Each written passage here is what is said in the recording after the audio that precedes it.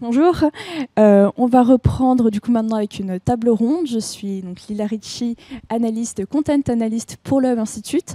Et pour cette table ronde, du coup, j'ai l'honneur d'accueillir Emmanuelle Durando, qui est directrice territoriale Île-de-France pour le CEREMA. Bonjour Emmanuelle. Christophe Collinet, qui est chargé de mission métropole intelligente pour la métropole de Bordeaux. Et Grégoire Eugel, CEO Europe pour Michelin Mobility Intelligence. Bonjour. Donc merci à tous les trois d'être présents. Donc on va pouvoir diviser cette table ronde en 3 temps, avec un premier thème autour du réaménagement de l'espace urbain, avec une question pour vous, du coup Emmanuel, pour commencer.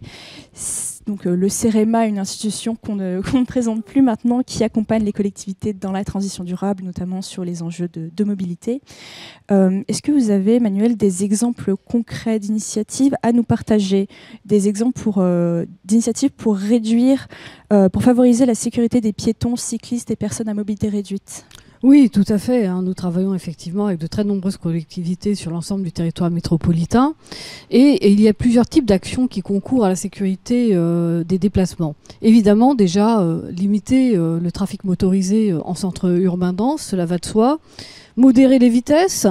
Notamment, on a accompagné la ville de Grenoble dans la mise en place de son plan de trafic à 30 km/h. C'est maintenant une disposition que beaucoup de collectivités mettent en place et sur laquelle on a d'ailleurs réalisé un certain nombre de préconisations, puisque j'en profite d'ailleurs pour le citer. Nous sommes également centre de ressources et donc nous mettons à disposition des collectivités, mais également de tous nos partenaires, y compris entreprises publiques, de nombreux guides et ouvrages de recommandations sur l'aménagement de l'espace public pour assurer la sécurité de l'ensemble des déplacements.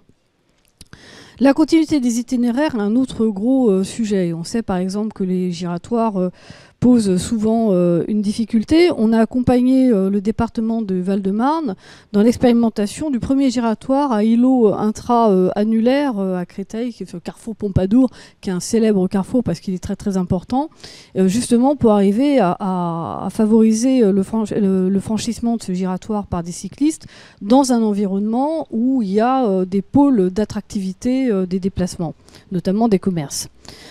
Sécuriser les aménagements, c'est évidemment éviter l'occupation non autorisée des trottoirs. Et pour ça, il faut arriver à avoir des aménagements qui correspondent à chaque mode. Donc on a pas mal évolué. Maintenant, il faut trouver les moyens de faire des trottoirs qui soient suffisamment larges et réservés aux piétons. De plus en plus, séparer convenablement les cyclistes, ça fait partie des questions importantes. Et on voit bien également qu'on a beaucoup de sujets avec les trottinettes qui posent encore pas mal de questions. Je parlais de construire des infrastructures cyclables performantes. Un des grands enjeux, c'est également de faire en sorte que ces infrastructures cyclistes, elles prennent la place de la voiture et pas la place des piétons.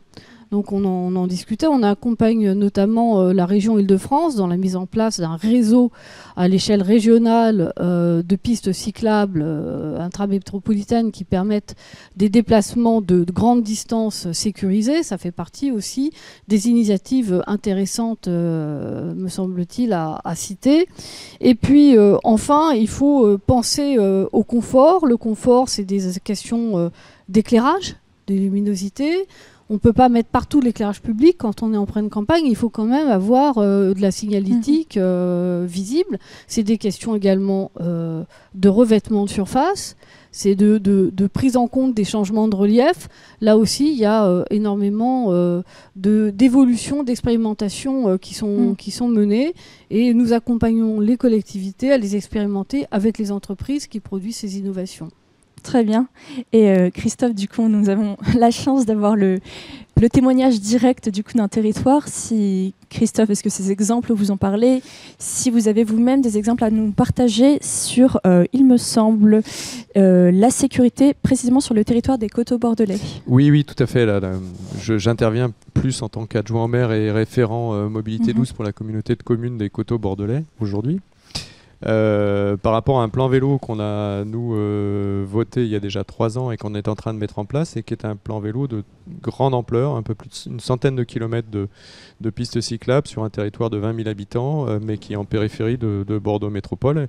Et ce plan vélo étant très fortement interconnecté, bien entendu, avec le réseau de la métropole de Bordeaux, le réseau REV, le réseau Express Vélo de Bordeaux Métropole, pour qu'on puisse avoir une continuité, puisqu'en fait, la grosse difficulté qu'on a vis-à-vis des cyclistes, c'est de les sécuriser, mais de les sécuriser de bout en bout. C'est-à-dire qu'en fait, on ne peut pas laisser un cycliste arriver sur un rond-point sans lui donner des perspectives de pouvoir le traverser, et de le traverser de manière complètement sécurisée.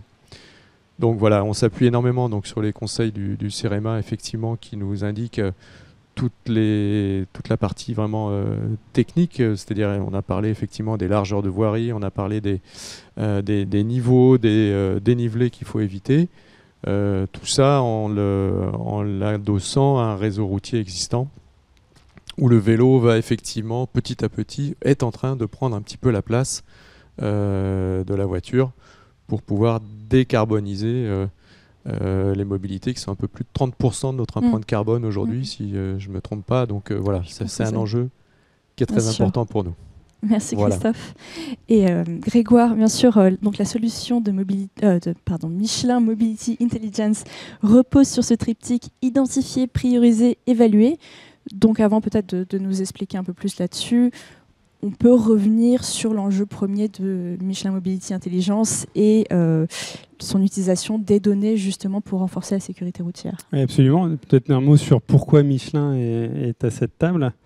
Donc Michelin Mobility Intelligence, c'est une entité du groupe Michelin qui est en fait la data company du groupe Michelin. Donc on a pour mission d'aller dans le sens de la raison d'être de Michelin, qui est une meilleure façon d'avancer. Donc nous, on y contribue en exploitant notre savoir-faire dans notamment la gestion des données, leur traitement, et les données de mobilité en particulier. Donc notre métier, c'est d'aider les collectivités territoriales, donc les villes, les départements, les métropoles, à améliorer la sécurité sur les routes. Et ça, on le fait nous en exploitant les données de mobilité. Donc ces données de mobilité, notre métier se décompose en 3 phases. Une phase qui est comment on capte les données. Donc de quelles données on se parle? Donc c'est des données FCD, Floating Car Data. Donc c'est des données issues de véhicules, donc des points GPS et d'accélérométrie. Des données issues d'applications smartphone, même type de données, GPS, accélérométrie. Mais on a aussi des données de météo et des données d'infrastructures routières liées à la cartographie notamment, qui est devenue un niveau de précision assez exceptionnel. Donc ça, c'est notre premier métier, c'est sourcer, qualifier les données, les traiter, les nettoyer, s'assurer qu'elles sont utilisables par des tiers. La protection de la vie privée est quand même importante. Donc on s'assure de tout ça. Et on a maintenant plusieurs millions de véhicules connectés, issus du groupe, au travers de nos activités de gestion flotte notamment, plus d'1 million de véhicules sous contrat dans le monde. Donc ça nous alimente aussi, nous, en données. Et après, le métier vraiment de Michelin Mobility Intelligence, c'est l'algorithmie qui va contextualiser ces données et permettre, ça c'est la deuxième partie du métier, donc, contextualisation. Donc c'est là qu'on parle d'intelligence artificielle, de data science, etc. Mais ça n'est pas de la science-fiction. J'insiste vraiment sur ça. C'est des données aujourd'hui et des services qui sont disponibles et utilisés par plusieurs métropoles et départements en France et aux États-Unis. Et une fois qu'on a fait ça, on package ces produits data en services. Donc des services qui vont être des leviers de prise de décision pour les collectivités territoriales. Par exemple, un service, ça va être un service de V85. Donc V85, qu'est-ce que c'est? C'est sur un tronçon, une portion de route, on permet d'identifier, d'observer à quelle vitesse 85% des gens qui passent dessus roulent. Donc en gros, est-ce que les limitations de vitesse sont respectées ou pas, ou est-ce qu'elles sont pertinentes? Un autre service, ça va être les événements atypiques. Qu'est-ce qu'un événement atypique? Un exemple, c'est un freinage brusque. Donc ça, au travers de toutes les données que j'ai mentionnées, on peut construire ce service.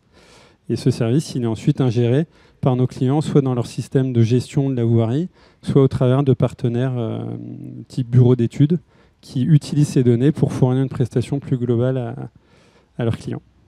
Très bien, merci.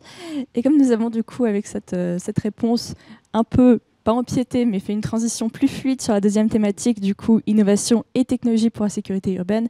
Grégoire, si vous aviez un mot, si je vous ai interrompu sur quelque chose. Ah non, pas du tout. Non, pas du tout. Sinon, on a beaucoup parlé de vélo. C'est oui. un sujet très enthousiasmant pour la planète, pour la santé publique, individuelle aussi. Un exemple d'études qu'on a pu fournir récemment sur cette thématique-là, c'est une analyse des comportements de conduite aux abords des pistes cyclables.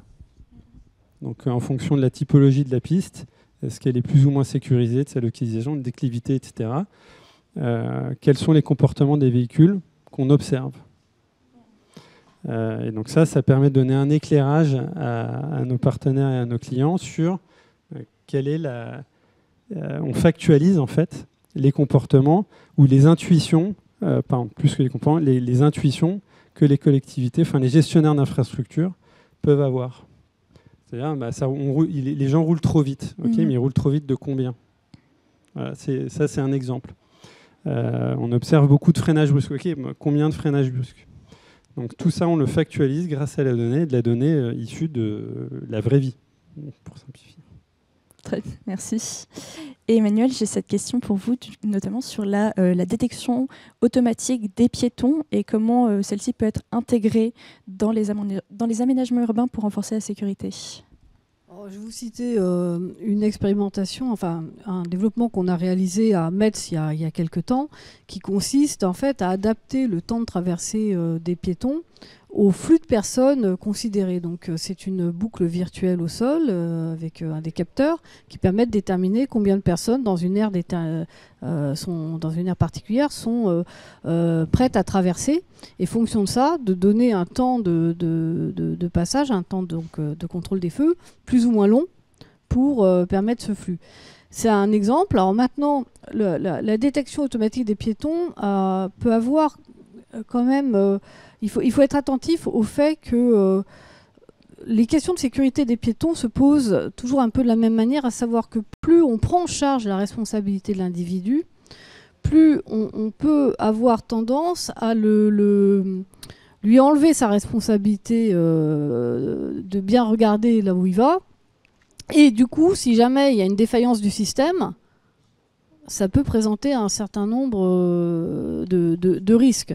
Donc, de ce point de vue-là, c'est quand même assez important de bien utiliser ces systèmes de détection automatique des piétons sur des questions qui ne sont pas susceptibles justement d'avoir ce genre de difficultés. Merci justement du coup Christophe sur ce facteur humain, parce que là on a parlé du coup de prévention aux moyens de solutions technologiques, mais pour le facteur humain il y a la question de sensibilisation, surtout des jeunes usagers, futurs usagers qui commencent dans les écoles. Comment est-ce que les collectivités du coup vont à la rencontre, dans votre expérience, vont à la rencontre des jeunes pour aborder ces sujets ? Oui, c'est une question importante, l'accompagnement des usages. On l'évoquait sur la rénovation des bâtiments tout à l'heure. Lorsque vous n'accompagnez pas les utilisateurs, à un moment donné, il y a forcément une dérive qui fait que l'utilisateur compense de manière plus ou moins naturelle ce qu'on essaye de mettre en place. Donc là, en ce qui concerne le vélo, en l'occurrence, nous, il y a deux dispositifs d'accompagnement qu'on a mis en place récemment sur la commune et sur les coteaux bordelais. Le premier, ça concerne un dispositif de vélobus, puisqu'on essaye de faire parcourir par nos jeunes enfants les 2 ou 3 kilomètres pour aller jusqu'à l'école de manière la plus décarbonée possible, en l'occurrence en utilisant leur vélo. Donc on a 3 lignes de vélobus nord, sud, ouest qui sont en place, et on accompagne donc ces enfants tous les matins. Alors ils sont encadrés par les parents, il faut bien entendu que les parents soient complètement associés à ces dispositifs, d'un point de vue sécurité, d'un point de vue responsabilité. Mais ce qui est amusant, c'est que maintenant c'est les enfants qui disent à leurs parents: non, moi je veux plus que tu m'amènes en voiture, maintenant je veux y aller en vélo. Tu peux m'amener et tu peux m'accompagner en vélo si tu le souhaites ou pas. Donc voilà, c'est amusant, c'est que la prise de conscience des jeunes est quand même très intéressante. Le deuxième dispositif, c'est un dispositif qui est financé grâce à des C2E, des dispositifs certificats d'énergie. En fait, ça s'appelle Génération Vélo, c'est un dispositif de l'État qui permet en fait de former les jeunes en ce qu'ils appellent 3 blocs à la sensibilisation justement de l'utilisation du vélo. Le premier bloc, c'est comment monter sur un vélo et déjà savoir tenir en selle, je dirais, c'est peut-être la base. Le deuxième, c'est comment circuler de manière fluide et sécurisée dans un espace qui est peut-être un peu privé. Et le troisième, c'est de les lancer dans la vraie vie sur un espace complètement public avec l'ensemble de la circulation et du trafic. Et ces dispositifs donnent lieu à des certificats qui permettent aux jeunes de 6 à 11 ans, puisqu'en fait c'est la cible 6 à 11 ans, d'arriver au collège avec une capacité à utiliser leur vélo qui leur permet à la fois de sécuriser leurs parents, puisqu'ils ont eu cette certification, et d'autre part d'y aller eux de manière beaucoup plus sécure également. C'est encourageant que ce soit justement des habitudes qui soient prises jeunes, appliquées au quotidien. C'est un petit peu qui nous montre le chemin en l'occurrence. Oui. Ouais. Tout à fait. Écoutez, c'est une belle conclusion sur cette thématique. Du coup, on va pouvoir passer à un sujet tout autre, celui des partenariats publics-privés. Donc, pour cette table ronde, on a la chance d'avoir des acteurs du coup des 2 secteurs. Et je reviens vers vous, Emmanuel, sur la collaboration entre les acteurs du territoire, les collectivités, les élus locaux. Comment ces collectivités peuvent travailler avec des porteurs de solutions pour tendre vers une mobilité plus durable. Voilà, dans votre expérience, de votre expérience, quels sont les conseils que vous avez pour que ces partenariats publics-privés se passent au mieux?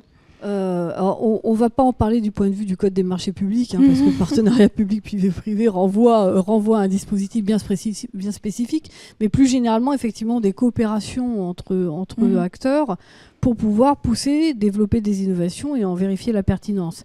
C'est un domaine sur lequel nous sommes extrêmement présents au CEREMA parce que les entreprises ont des capacités d'innovation absolument fabuleuses, c'est leur ADN. Les collectivités ont des besoins d'innovation tous les jours sur des thématiques émergentes pour faire face aux évolutions de comportement, aux évolutions de technologie. Et donc il y a un véritable enjeu à pouvoir collaborer entre collectivités et entreprises pour trouver les bonnes solutions.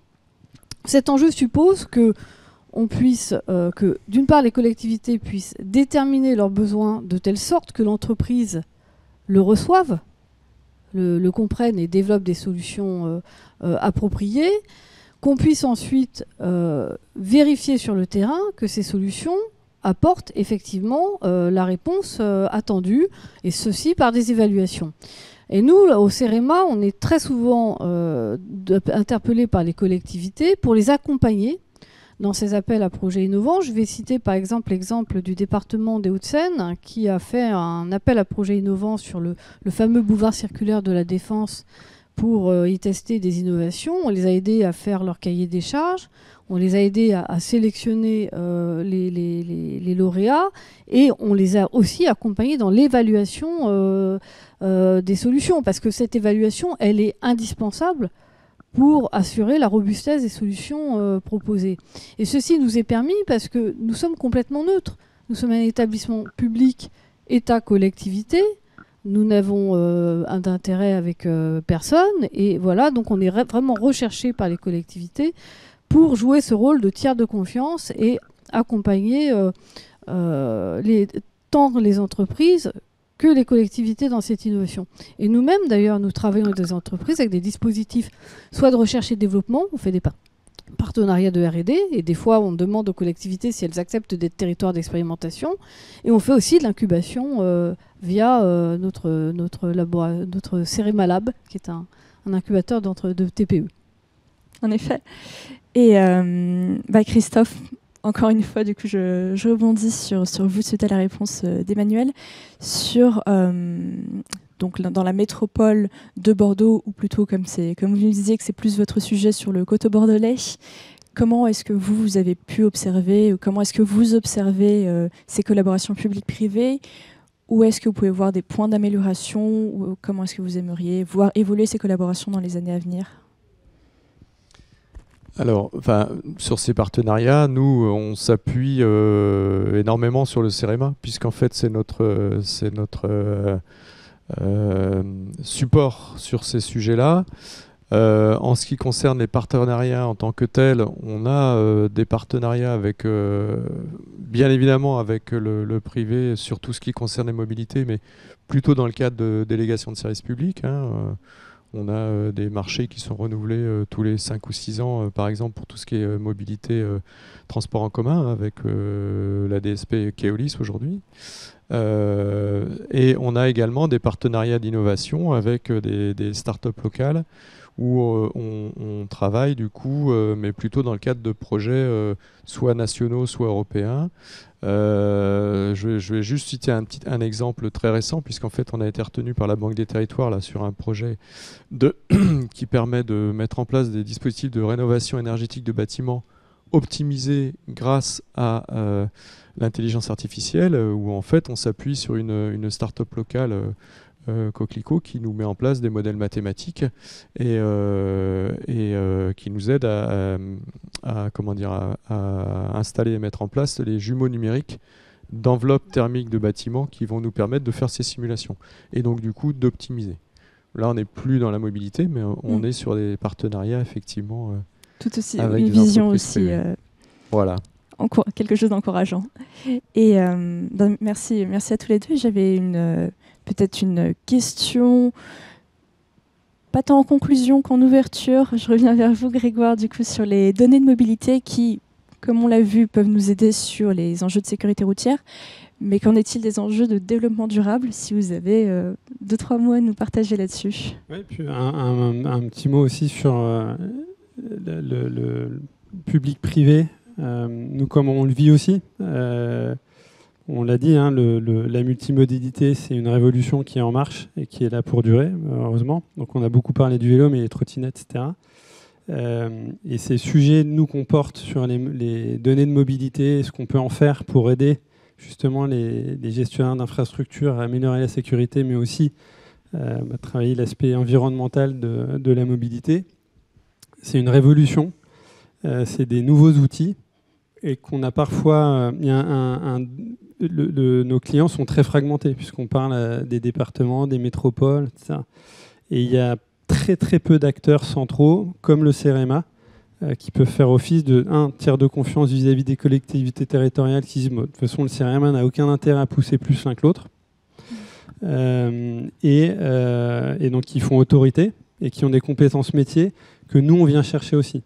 Donc je ne rentrerai pas dans les détails pour des raisons de confidentialité, mais on travaille avec le CEREMA sur tout un tas d'offres qu'on est en train de construire pour s'assurer que c'est bien conforme aux pratiques métiers des gestionnaires de voirie, des gestionnaires, des urbanistes, etc. Et donc on travaille beaucoup avec le CEREMA notamment.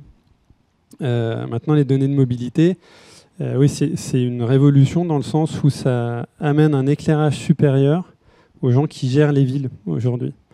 Donc ça ne remplace pas les métiers actuels, ça factualise beaucoup de choses, d'intuition, ça permet de quantifier et donc de mesurer et donc de procéder aux ajustements nécessaires, soit des ajustements des aménagements sur la voirie pour la sécurité, mais aussi ça permet de piloter, et c'est là vers la transition écologique, etc.